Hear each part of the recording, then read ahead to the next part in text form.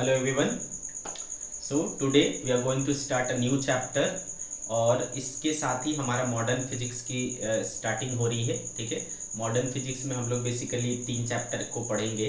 उसमें से पहला है बेटा अपना क्या बोलते हैं, एटम्स, देन न्यूक्लियाई, एंड उसके बाद हम लोग पढ़ेंगे सेमीकंडक्टर डिवाइसेस। ठीक है, तो ये 3 चैप्टर, और ये 3 चैप्टर जब फिनिश होगा तो इसी के साथ आपका 12th का सिलेबस भी फिनिश हो जाएगा। ठीक है, तो आप मान के चल सकते हो कि थर्ड लास्ट चैप्टर की स्टार्टिंग हो रही है। ठीक है, तो भाई चलो स्टार्ट करते हैं। एटम, तो बेसिकली इस चैप्टर के अंदर हम लोग क्या पढ़ते हैं बेटा, स्ट्रक्चर ऑफ एटम के बारे में पढ़ते हैं, है ना। स्ट्रक्चर ऑफ एटम के बारे में पढ़ते हैं इस चैप्टर के अंदर। तो सबसे ऑथेंटिक, वैसे तो बहुत सारे अलग अलग मॉडल आए। पहले जे थॉम्सन मॉडल आया, ठीक है, फिर क्या बोलते हैं डाल्टन का आया, फिर इस तरीके से फाइनली जो पहला ऑथेंटिक मॉडल आया था एटम का, वो था रदरफोर्ड के द्वारा। ठीक है, किसके द्वारा? रदरफोर्ड के द्वारा। रदरफोर्ड के दो स्टूडेंट्स थे, 2 डिसाइपल्स थे। उनका नाम था गीगर और मार्सडेन।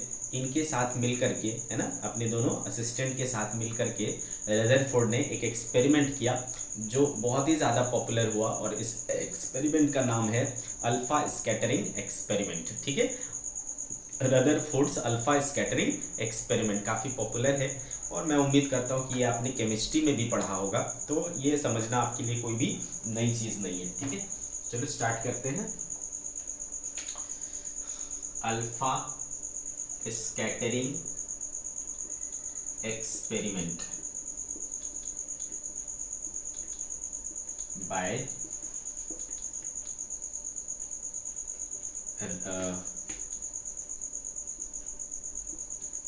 रदरफोर्ड। ठीक है, रदरफोर्ड बोले तो भी समझ जाना है, और अगर आपका गीगर मार्सडेन बोला जाए तो भी समझ जाना है। ठीक है, गीगर मार्सडेन कौन थे? इनके चेले थे, इनके असिस्टेंट थे, गीगर एंड मार्सडेन। ठीक है, ये दोनों इनके स्टूडेंट्स थे, असिस्टेंट थे। इनके साथ मिलकर के इन्होंने ये एक्सपेरिमेंट किया था, अल्फा स्कैटरिंग एक्सपेरिमेंट। इस एक्सपेरिमेंट के अंदर उन्होंने किया क्या, उन्होंने एक गोल्ड फॉइल लिया, और वो गोल्ड फॉइल बहुत ज़्यादा पतला था, उसको बहुत ज़्यादा पतला कर दिया, इतना पतला कर दिया कि उसका जो थिकनेस था वो एटम के साइज के ऑर्डर का हो गया। ठीक है, एटम का साइज क्या होता है बेटा? 10⁻⁻10 मीटर का होता है। ठीक है, तो उस रेंज का उसने उसको पतला कर दिया। तो इसका मतलब वो इतना पतला हो गया कि उसमें क्या है, एक एटम के बराबर की ही मोटाई बची है। ऐसा पतला उन्होंने गोल्ड फॉइल लिया। ठीक है बेटे, तो अपने एक्सपेरिमेंट में ही bombarded very thin, ठीक है, very thin of the order of 10⁻⁻8 metre. ठीक है, he bombarded very thin of the order of 10⁻⁸ metre gold foil with alpha particles, ठीक है, he bombarded very thin gold foil with alpha particles। ठीक है, तो उस चूंकि वो क्या हो गया, वो इतना पतला हो गया कि एटम के साइज का हो गया। तो मान लो एटम किस तरीके से है, इस तरीके का दिखता है, और ये इसका क्या है, सेंटर है, ये इसका क्या है, सेंट्रल पार्ट है। तो इस पर जो भी उन्होंने रेडिएशंस डाले, ठीक है,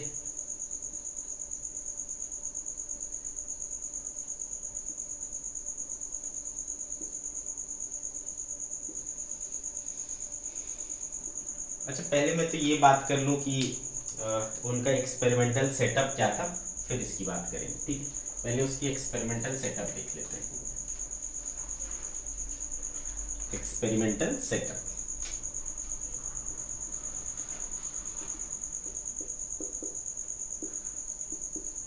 ठीक है बच्चे, तो इस एक्सपेरिमेंटल सेटअप में उन्होंने क्या किया, एक सोर्स लिया, ठीक है बेटा, एक सोर्स लिया, और उस सोर्स को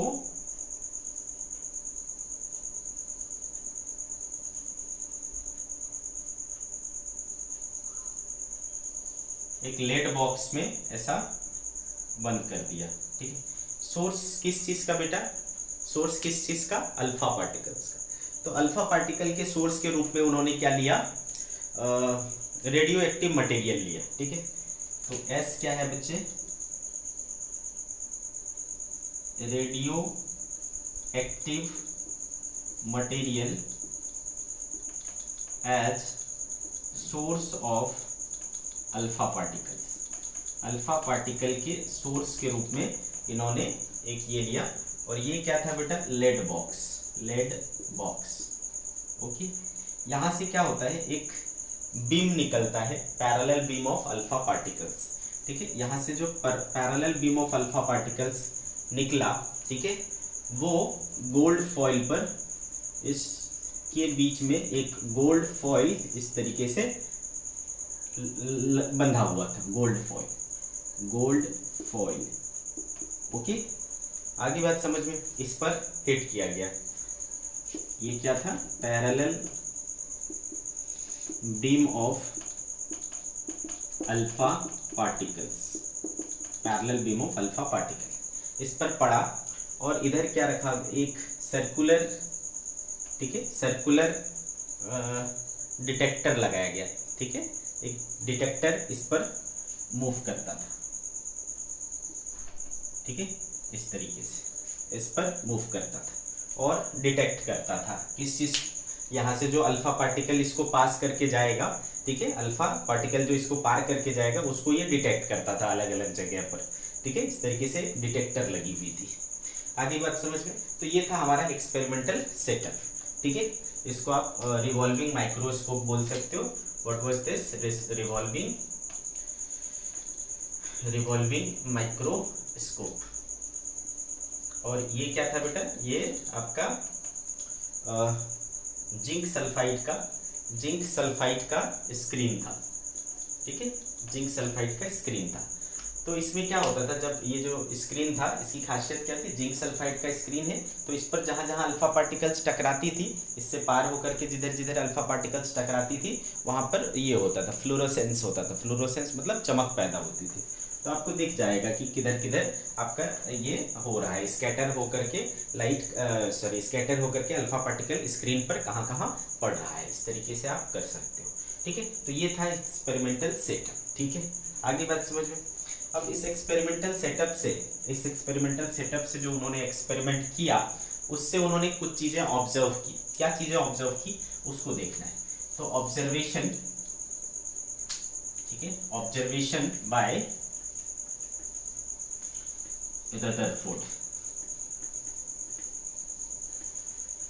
इस एक्सपेरिमेंट में उन्होंने क्या क्या ऑब्जर्व किया, उस चीज को देखते हैं।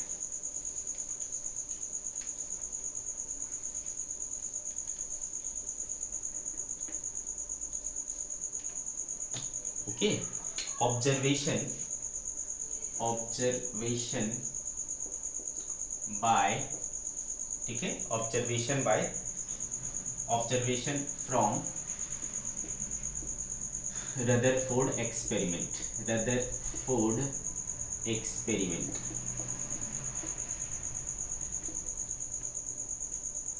ओके, तो उन्होंने बोला कि अगर मान लो ये आपका एटम है, ये पहले से पता था, है ना बेटा, एटम के बारे में पहले से पता था कि एटम का जो शेप होता है वो कैसा होता है, स्फेरिकल होता है। ये भी पता था कि एटम के अंदर 3 प्रकार के पार्टिकल्स होते हैं, इलेक्ट्रॉन, प्रोटॉन एंड न्यूट्रॉन।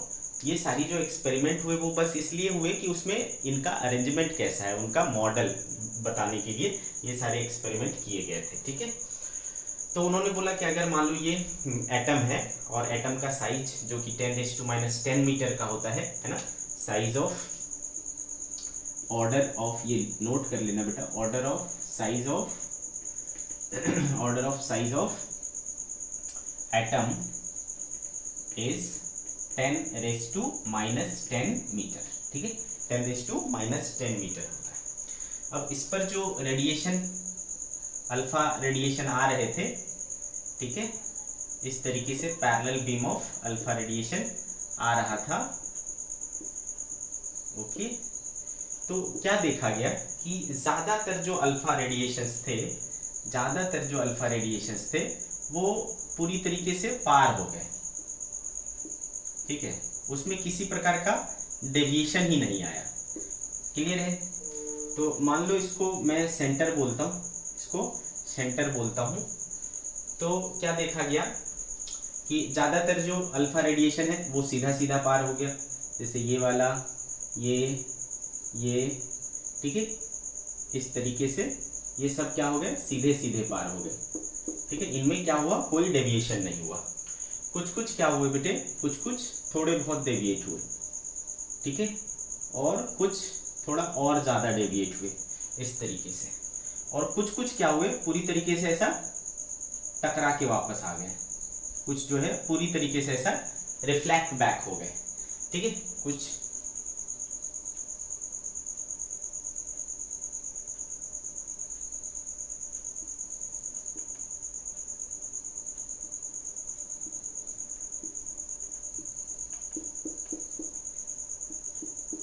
ठीक है, इस तरीके की कहानी हुई। तो आप क्या देख पा रहे हो कि मोस्ट ऑफ द रेज जो है, जो most of the alpha particles थे वो क्या हुए, विदाउट एनी डेविएशन इस एटम को पार कर गए। तो उनका पहला ऑब्जर्वेशन था, फर्स्ट ऑब्जर्वेशन, कि most of the alpha particles passed the gold foil, passed the gold foil without any deviation, without any deviation। ये पहला उसका ऑब्जर्वेशन हुआ। सेकेंड थिंग उन्होंने क्या देखा कि कुछ कुछ ऐसे हैं, ठीक है, कुछ कुछ ऐसे हैं जिनका डेविएशन 90 डिग्री या 90 डिग्री से थोड़ा अधिक हुआ। ठीक है, कुछ कुछ ऐसे रेडिएशंस थे जिनका, है ना, तो few of the incident alpha particles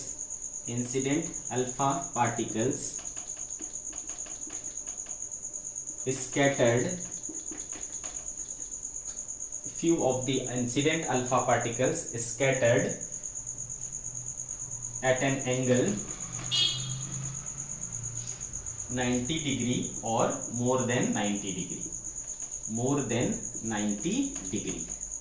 ठीक है, और तीसरा ऑब्जर्वेशन था कि बहुत बहुत बहुत कम, ठीक है, 8000 में से एक, ठीक है, ऐसे very very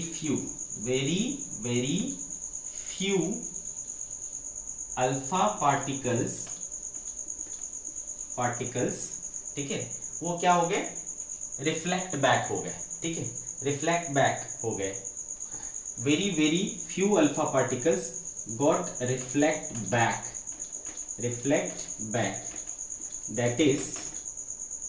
that is scattered with angle at 180 degree, angle 180 degree. ये तीन उनके ऑब्जर्वेशन थे। अब उन्होंने क्या किया, इन अपने ऑब्जर्वेशन के बेसिस पर उन्होंने कंक्लूड किया कि हाँ भाई, हमारा जो एटम है वो बेसिकली किस प्रकार से होगा। तो उन्होंने कॉमन लॉजिक लगाया कि ज़्यादातर अल्फा पार्टिकल्स क्या हो जा रहे हैं, पास हो जा रहे हैं। ठीक है, बट आप अगर चल रहे हो रास्ते में, ठीक है, अगर आप रास्ते में चल रहे हो, तो अगर आपका रास्ता बिल्कुल खाली है तो आप सीधा सीधा चल सकते हो, है ना। आप अपना रास्ता क्यों चेंज करोगे, रास्ता आपको क्यों चेंज करना पड़ता है, जब आपके सामने में कोई आ जाता है ना बेटे, तब आपको रास्ता चेंज करना पड़ता है। तो यहाँ पर उनको देखने को मिला कि ज़्यादातर अल्फा पार्टिकल्स को अपना रास्ता ही चेंज नहीं करना पड़ता, उनको डिफ्लेक्ट ही नहीं होना पड़ता, मतलब उनके रास्ते में कोई भी चीज़ नहीं है, उनके रास्ते में कोई भी चीज़ नहीं है। आगे बात समझ में, कोई भी हैवी पार्टिकल्स नहीं है, कोई भी हैवी पार्टिकल्स नहीं है, इसका मतलब यही है। तो उनका कहना था कि ये जो ज़्यादातर जगह है, ज़्यादातर स्पेस है इस एटम का, है ना, वहाँ पर कुछ है ही नहीं, है ना। तो मतलब उन्होंने कंक्लूड किया कि most of the space inside an atom जो होता है वो एम्प्टी होता है। ठीक है, पहली चीज़।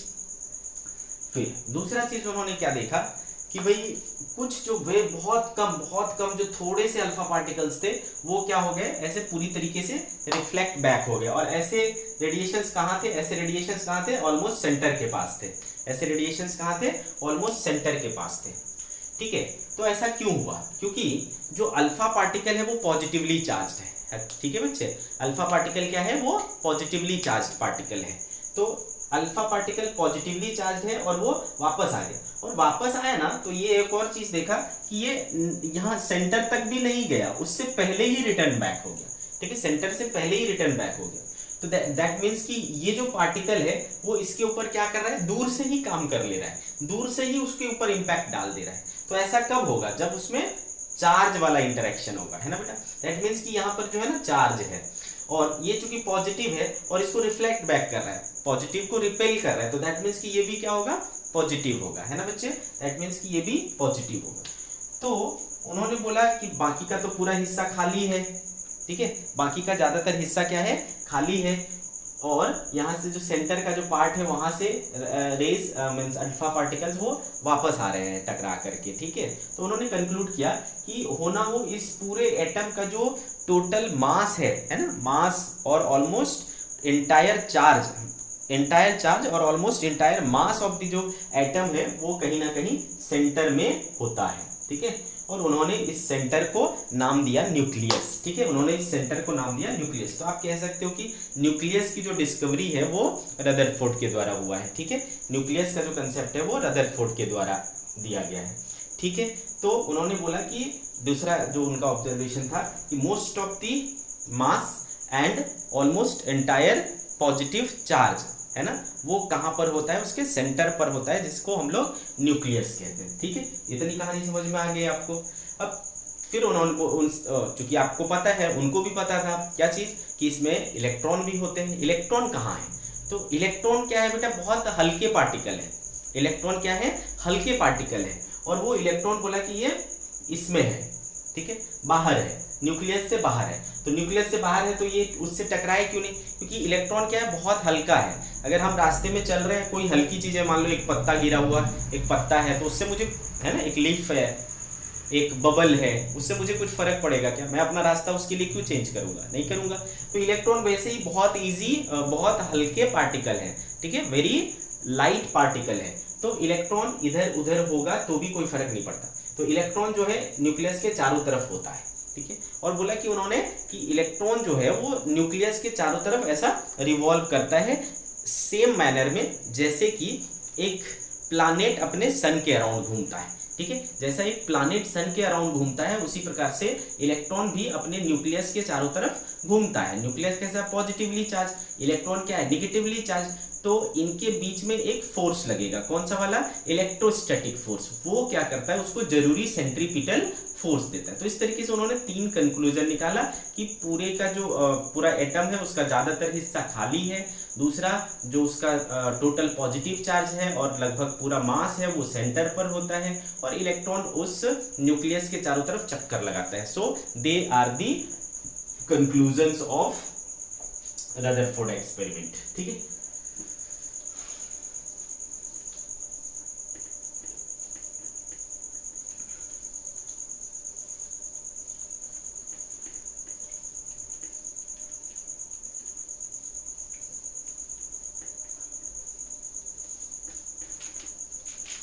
see this conclusion of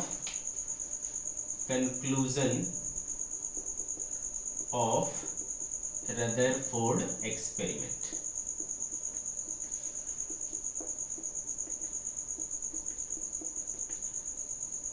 तो फर्स्ट हो गया बेटा, most of the space inside an atom is empty, खाली है। ठीक है, पहला। Second, total positive charge and almost entire mass of the atom ठीक है, of the atom lies in its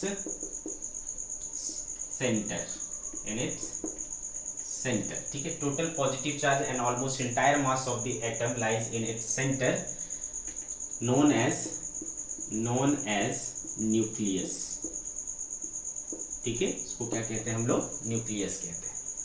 तीसरी चीज इलेक्ट्रॉन के बारे में कहा कि electrons revolves around the nucleus, around the positively charged nucleus in a circular orbit and required centripetal force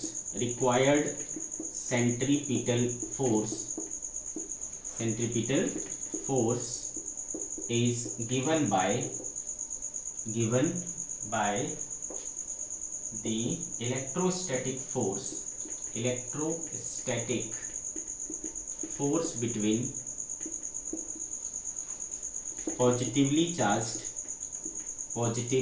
charged nucleus and negatively charged electron,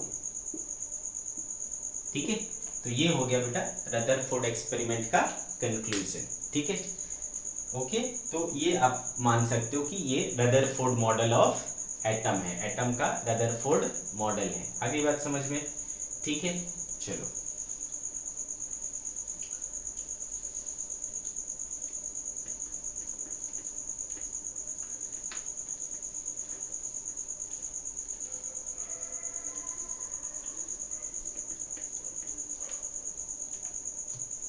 अब यहाँ पर जब आप बात करते हो रदरफोर्ड एक्सपेरिमेंट की, तो इससे रिलेटेड कुछ मैथमेटिकल पैरामीटर्स अपने को मिले हैं, उसके बारे में बात करते हैं, ठीक है। Some important parameters obtained from Rutherford experiment,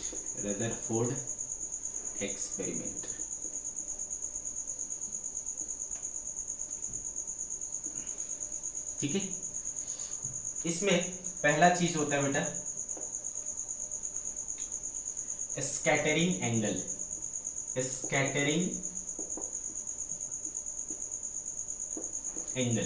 ठीक है। क्या होता है स्कैटरिंग एंगल, समझो। जैसे कि मान लो ये एटम है बेटा और ये इस एटम का सेंटर है, ठीक है। ये एटम का सेंटर है। मान लो एक अल्फा रेडिएशन इस तरीके से आया, ठीक है। आगे बात समझ में। और इसके बाद क्या हुआ, ये ऐसा डिफ्लेक्ट हो गया, ठीक है। ये ऐसा डिफ्लेक्ट हो गया। तो ये जो डायरेक्शन हुआ बेटा, ये क्या हुआ, direction of incident alpha particle, ठीक है। और ये क्या हुआ बेटा, ठीक है, direction of incident alpha particle. और ये क्या हुआ, scattered alpha particle, direction of scattered alpha particle, ठीक है। तो यहां पर देख पा रहे हो आप कि ये कुछ एंगल बना रहा है यहाँ पर, theta. So this angle is scattering angle. तो अगर आपसे कोई पूछे कि कैसे डिफाइन करोगे, तो आप इसको बोल सकते हो कि the angle between direction of incident alpha particle and direction of scattered alpha particle is called scattering angle, ठीक है। चलो इसको डिफाइन कर लेते हैं। The angle subtended between direction of incident alpha particle and direction of scattered alpha particle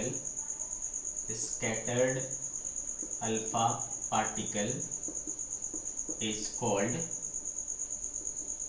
scattering angle। ठीक है, इसको स्कैटरिंग एंगल कहते हैं और हम इसको थीटा से शो कर रहे हैं। ठीक है, किससे शो कर रहे हैं बेटा? थीटा से शो कर रहे हैं। तो आपको समझ में आ गया कि स्कैटरिंग एंगल क्या होता है। ओके बच्चे, इसके बाद अगर मान लो, है ना, अगर मान लो हम ये देखना चाहते हैं कि एक पर्टिकुलर एंगल ऑफ स्कैटरिंग के लिए, है ना, एंगल ऑफ स्कैटरिंग के लिए कितने number of alpha particles scatter हो रहे हैं। ठीक है, अगर ये देखना है आपको तो क्या निकालने बोल रहा हूं मैं?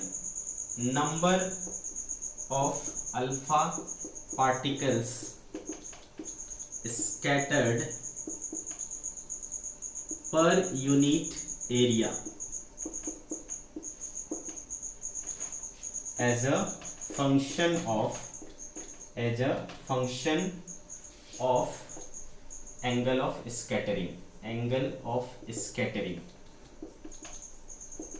समझ रहे हो क्या बोल रहा हूं मैं? ठीक है, तो number of alpha particles scattered per unit area as a function of angle of scattering, इसको हम लोग एन थीटा से शो कर रहे हैं। एन मतलब नंबर और ये फंक्शन है थीटा का, इसलिए जैसे एफ ऑफ एक्स लिखा करते हैं, एफ ऑफ एक्स तो एक्स का फंक्शन है, इसलिए उसी तरह नंबर ये जो है वो थीटा के फंक्शन है, स्कैटरिंग एंगल के फंक्शन है इसलिए। ठीक है, तो जो number of alpha particle scattered per unit area है ना, यहाँ पर अगर आप एक स्क्रीन लगा दोगे और उस स्क्रीन का कुछ एरिया है, उस एरिया पर इतने पर्टिकुलर स्कैटरिंग एंगल के कितने अल्फा रेज वहां पर कलेक्ट होंगे, वहां पर कितने अल्फा पार्टिकल्स पहुंचेंगे, है ना, उसको कहते हैं एन थीटा। ठीक है, तो ये देखा गया कि ये और जो एंगल ऑफ स्कैटरिंग है इसके बीच में ये रिलेशन होता है 1/sin⁴ θ/2। ठीक है, this is the relation between number of alpha particles scattered per unit area और एंगल ऑफ स्कैटरिंग के बीच में। ठीक है, inversely proportional to 4th power of sine of θ/2।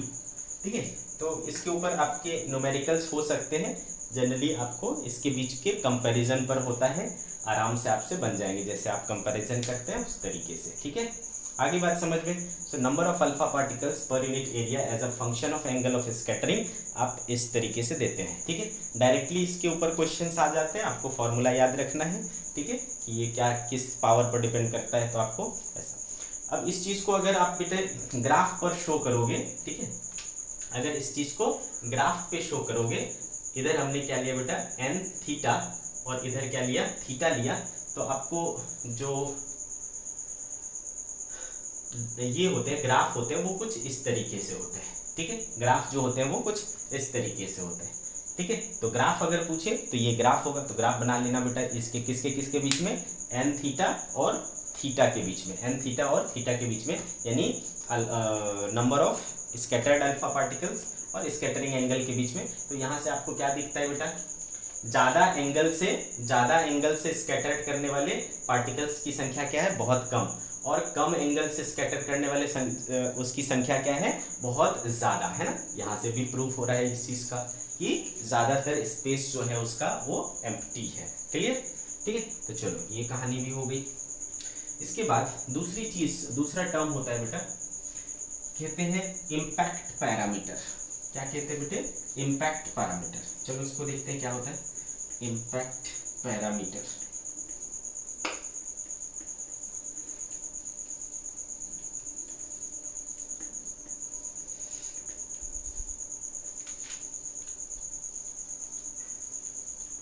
Series impact parameter.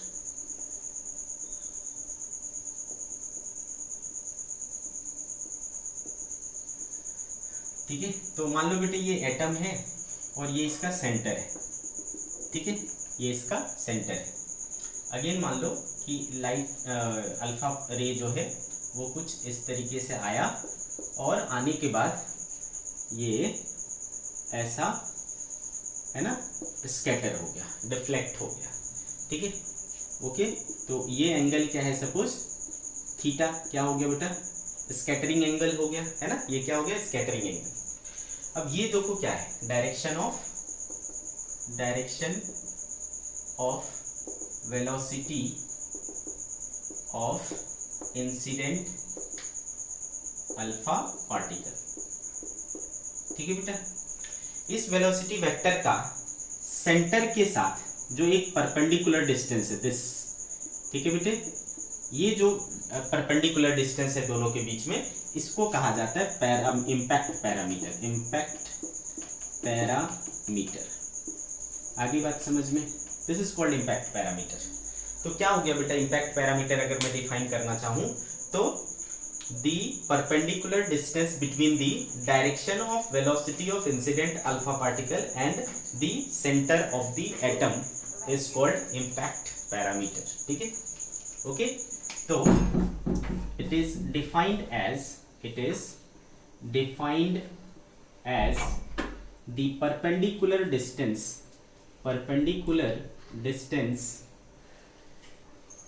between the direction of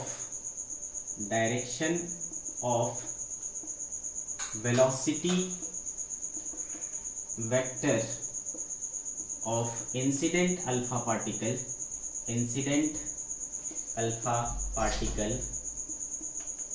and the center of atom, ठीक है। इसको कहते हैं हम लोग इम्पैक्ट पैरामीटर, इसको हम लोग B से शो करते हैं। It is denoted by B, ठीक है, इसको हम लोग B से शो किया करते हैं, ठीक है बेटे, अच्छे से समझ में आए। अब इसका जो ये इम्पैक्ट पैरामीटर है और ये एंगल ऑफ स्कैटरिंग है, इसके बीच में एक रिलेशन होता है। तो relation between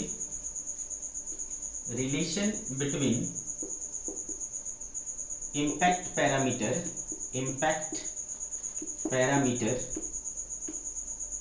and scattering angle,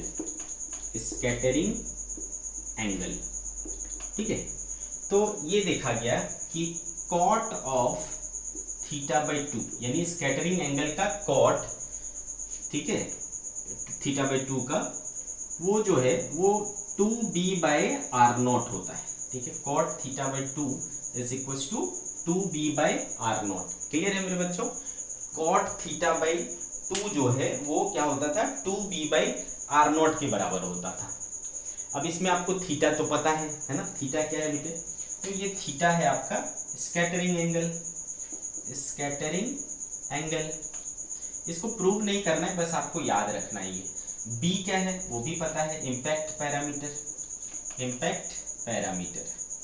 but ये R0 क्या है, तो R0 को कहा जाता है बेटा क्लोजेस्ट डिस्टेंस ऑफ अप्रोच,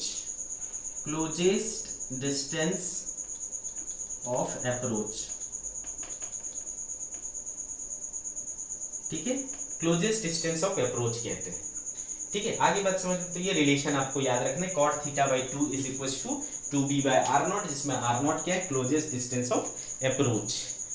अब अपने को ये जानना पड़ेगा बेटा कि क्लोजेस्ट डिस्टेंस ऑफ अप्रोच क्या होता है, ठीक है, क्लोजेस्ट डिस्टेंस ऑफ अप्रोच क्या होता है, लेट्स सी।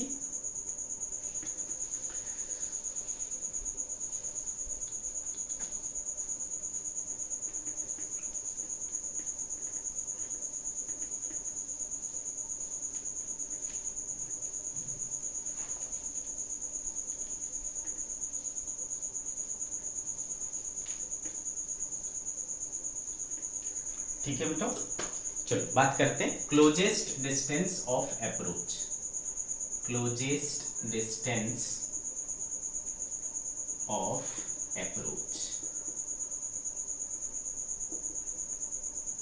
ठीक है, क्लोजेस्ट डिस्टेंस ऑफ अप्रोच। सी, अगर मान लो ये एटम है और ये इसका न्यूक्लियस है। न्यूक्लियस में क्या होता है, पॉजिटिव चार्ज होता है। तो आपने क्या देखा बेटा, जो अल्फा पार्टिकल इसके सेंटर की ओर जाता है ना, वो क्या हो जाता है बेटा, ऐसा वापस हो जाता है ना, क्या हो जाता है, वापस हो जाता है। तो ये जाते वक्त कितना इसके करीब आया, ठीक है, कितना इसके करीब आया, वो कहलाता है distance of closest approach.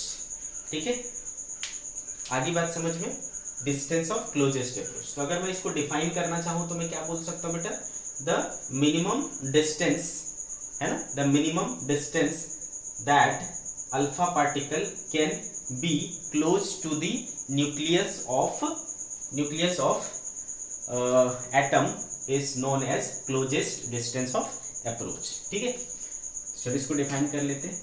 The minimum distance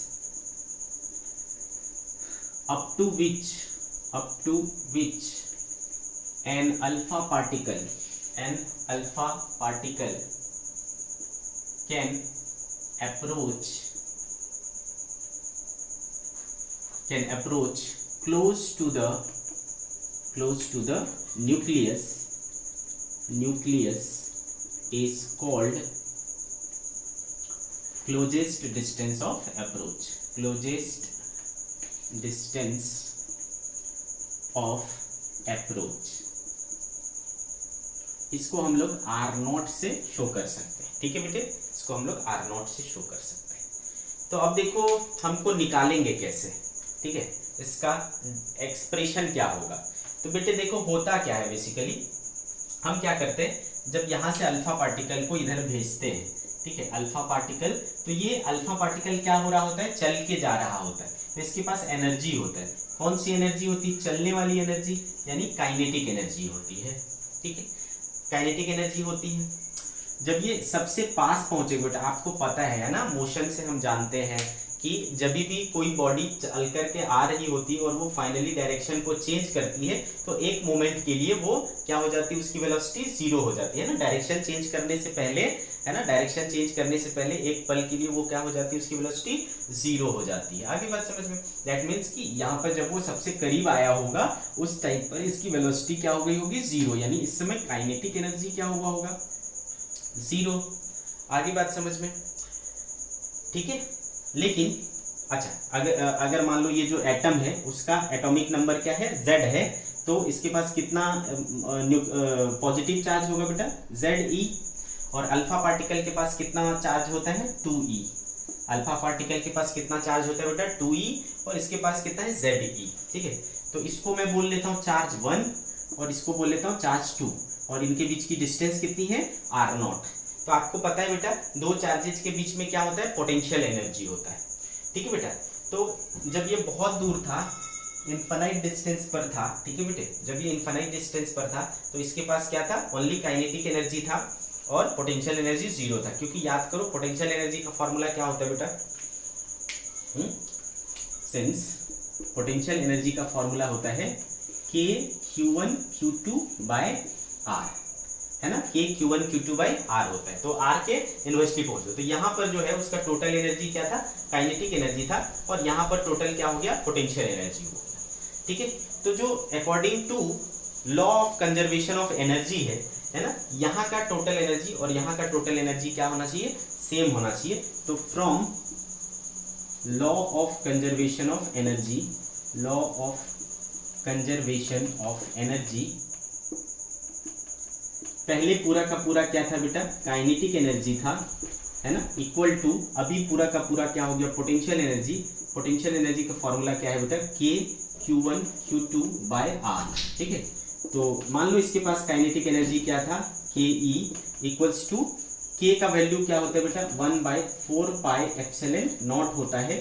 Q1 कितना है बेटा, 2E है, और Q2 कितना है, ZE है, ZE अपॉन R की वैल्यू क्या है, R0।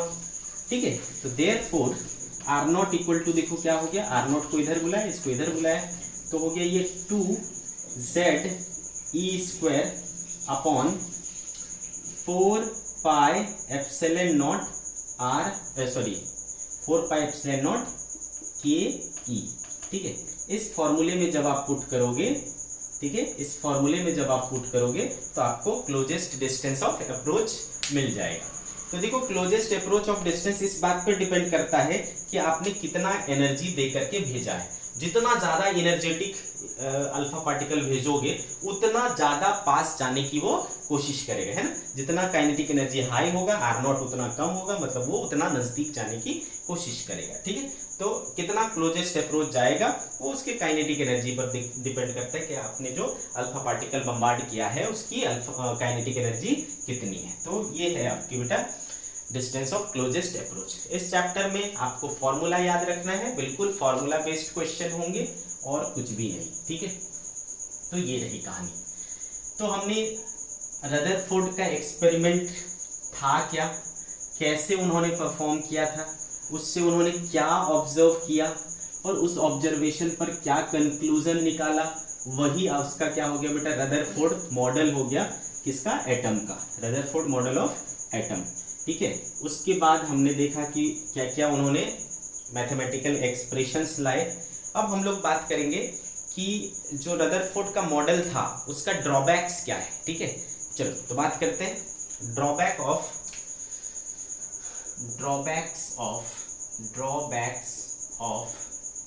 Rutherford model, Rutherford atomic model.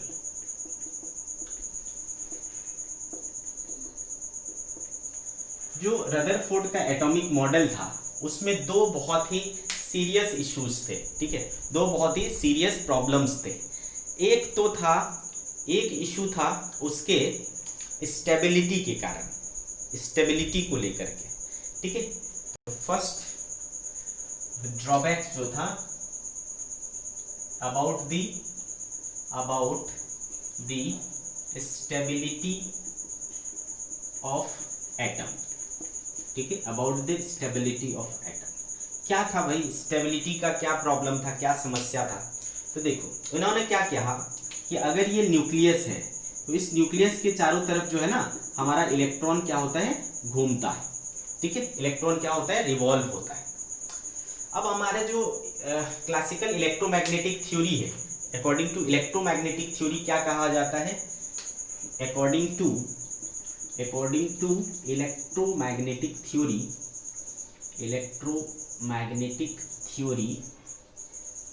okay, according to electromagnetic theory, an accelerated charge particles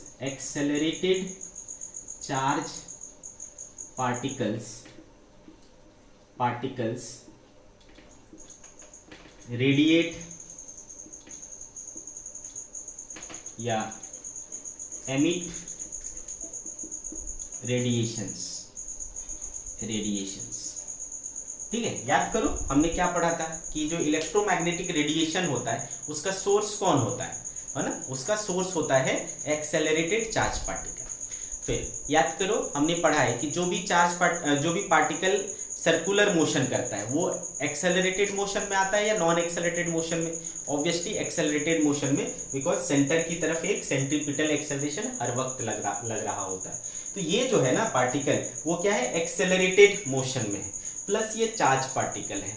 तो एक एक्सेलरेटेड चार्ज पार्टिकल जो होता है वो सोर्स होता है किस चीज का, इलेक्ट्रोमैग्नेटिक रेडिएशन का। तो यहाँ से इलेक्ट्रोमैग्नेटिक रेडिएशंस निकलेगा। इलेक्ट्रोमैग्नेटिक रेडिएशंस क्या है भाई, उसके पास एनर्जी है, तो एनर्जी कहाँ से लेके जाएगा, इससे एनर्जी को लेकर के जाएगा। ठीक है, तो ये जो इलेक्ट्रॉन घूम रहा है वो लगातार क्या कर रहा है, रेडिएशन के रूप में, है ना। क्लासिकल इलेक्ट्रोमैग्नेटिक थ्योरी के अकॉर्डिंग ये एक्सेलरेटेड चार्ज पार्टिकल है, इसको क्या करना पड़ेगा, रेडिएशन एमिट करना पड़ेगा। रेडिएशन एमिट करना मतलब एनर्जी एमिट करना। तो ये क्या कर रहा है, एनर्जी को लूज कर रहा है। ठीक है बेटा, तो जब एनर्जी को लूज करेगा, है ना, एनर्जी को लूज करेगा तो इसका रेडियस क्या होता चला जाएगा, धीरे धीरे घटता चला जाएगा। ठीक है, रेडियस धीरे धीरे घटता चला जाएगा और रेडियस घटते घटते ये इस तरीके से ऐसे रोल होते हुए फाइनली ये आकर के इसमें गिर जाएगा। ठीक है, ऐसा क्लियर है। ओके, इस तरीके से फाइनली क्या हो जाएगा, कोलैप्स हो जाएगा। तो according to electromagnetic theory an accelerated charge particles emit radiations and due to radiation electron should spiral into, है ना, स्पाइरल होकर के spiral into the nucleus and it should collapse, और इसको क्या हो जाना चाहिए, कोलैप्स हो जाना चाहिए। ठीक है बेटा, अगर क्लासिकल इलेक्ट्रोमैग्नेटिक थ्योरी को यहाँ पर लगाऊं हमारे रदरफोर्ड मॉडल में, तो इस हिसाब से इलेक्ट्रॉन को घूमते घूमते फिर फाइनली क्या होना चाहिए, उसके न्यूक्लियस में जाकर के कोलैप्स हो जाना चाहिए। लेकिन एक्चुअल में ऐसा होता, उनकी थ्योरी के अकॉर्डिंग ऐसा होना चाहिए, बट एक्चुअल में ऐसा होता नहीं है। But in reality atom is stable. ठीक है, एटम जो होता है वो स्टेबल होता है। तो ये स्टेबिलिटी फिर कहाँ से मिल रही है, ठीक है, ये स्टेबिलिटी आखिर मिल कहाँ से रहा है, इस चीज को, है ना, ये जो हमारा रदरफोर्ड मॉडल था वो एक्सप्लेन नहीं कर पाए। ठीक है, इस चीज को एक्सप्लेन नहीं कर पाए कि फिर आखिर इसको बट इन रियलिटी इसको स्टेबिलिटी मिलती कहाँ से है। ठीक है, आगे बात समझ में। तो स्टेबिलिटी ऑफ एटम के बारे में रदरफोर्ड मॉडल जो है कुछ कह नहीं पाया। ठीक है, सेकेंड चीज था अबाउट लाइन स्पेक्ट्रम।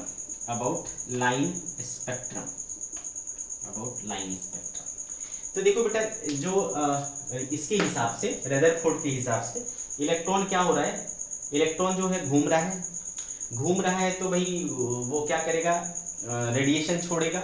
रेडिएशन जब निकलेंगे तो उसकी एनर्जी धीरे धीरे क्या होती चली जाएगी, कम होती चली जाएगी, और एनर्जी कम होता चला जाएगा तो बेटा, है ना, एनर्जी कम होता चला जाएगा। तो रेडिएशन जो होता है, रेडिएशन, है ना, रेडिएशन की जो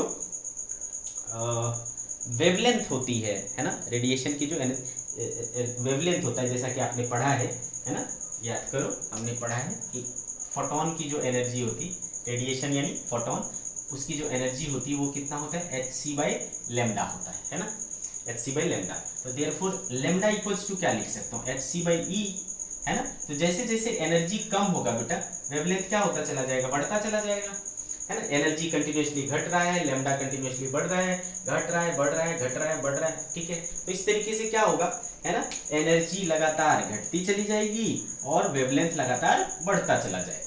तो इससे क्या होगा, जो हमें रेडिएशन मिल रहा है वो एक कंटिन्यूअस स्पेक्ट्रम, कंटिन्यूअस मिल रहा है रेडिएशंस, है ना, हर एक वेवलेंथ, है ना। अभी मान लो 1000 एंगस्ट्रॉम का मिला तो 1001, 1002, 1003, 1004, ऐसे हर एक कंटिन्यूअस वेवलेंथ मिलते जा रहे हैं, कंटिन्यूअस रेडिएशन मिलते जा रहे हैं। ठीक है, इसके हिसाब से ऐसा होना चाहिए। तो हमारा जो स्पेक्ट्रम मिलना चाहिए, हम जब उन सारे रेडिएशंस को ऐसे अरेंज करें तो मुझे क्या मिलना चाहिए, कंटिन्यूअस रेडिएशन मिलना चाहिए, उसके बीच में कुछ छूटना नहीं चाहिए। लेकिन ऐसा होता नहीं है। ठीक है, वहां पर एक्चुअल में क्या बनता है, लाइन स्पेक्ट्रम बनता है, नॉट कंटिन्यूअस स्पेक्ट्रम। ठीक है, लाइन स्पेक्ट्रम मतलब पर्टिकुलर वेवलेंथ के रेडिएशंस मिलते हैं, ना कि हर एक वेवलेंथ के रेडिएशन मिलते हैं।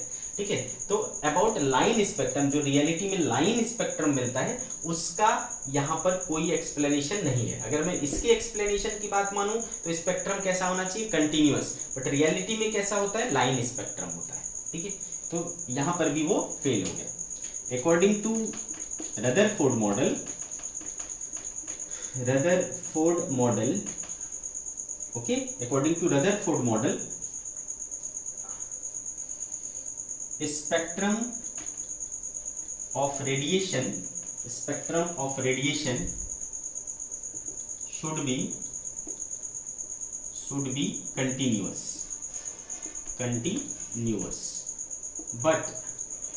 but in reality it is line spectrum। ठीक है, तो इस लाइन स्पेक्ट्रम कैसे आया, है ना, लाइन स्पेक्ट्रम कैसे आया, उसका एक्सप्लेनेशन इनके पास नहीं था।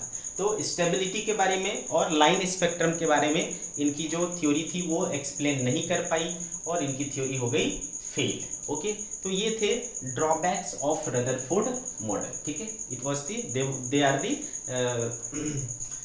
Drawbacks of Rutherford model. Okay बच्चे, तो ये देखो हमारी कहानी रदरफोर्ड मॉडल की यहाँ तक पूरी होती है। ठीक है, इसके बाद चूंकि इसमें भी कुछ ना कुछ प्रॉब्लम आ गए, क्या क्या प्रॉब्लम आ गए, ये दोनों प्रॉब्लम हो गए जो काफ़ी मेजर थे। ठीक है, तो इसके आगे फिर साइंटिस्ट को सोचना पड़ा। ठीक है, फिर एक नए साइंटिस्ट आए, उनका नाम था नील्स बोर। ठीक है, BOHR, नील्स बोर करके साइंटिस्ट थे। उन्होंने अपना एक नया मॉडल लेकर के आया, नया एटॉमिक मॉडल लेकर के आए जो बोर्स एटॉमिक मॉडल के नाम से फेमस हुआ। उन्होंने बेसिकली इनकी ही थ्योरी को फॉलो की और उसमें कुछ जो प्रॉब्लम्स थे इनके, ये दो ही तो मेजर प्रॉब्लम थे, इनको दूर करके अपना एक नया मॉडल दे दिया। इनका भी बेसिस यही था, है ना। तो रदरफोर्ड का जो मॉडल था वो फेल होकर के भी आगे के लिए काफ़ी सारे रास्ते दिखा करके गया। ठीक है, और उन रास्तों पे चलते हुए ही आपको एक नया मॉडल मिला जो काफ़ी हद तक एक्सेप्टेबल था, और वो है नील्स बोर यानी Bohr's model of Bohr's atomic model. ठीक है, तो नेक्स्ट लेक्चर में हम लोग बोर्स एटॉमिक मॉडल के बारे में पढ़ेंगे। ठीक है बच्चों, बाय बाय।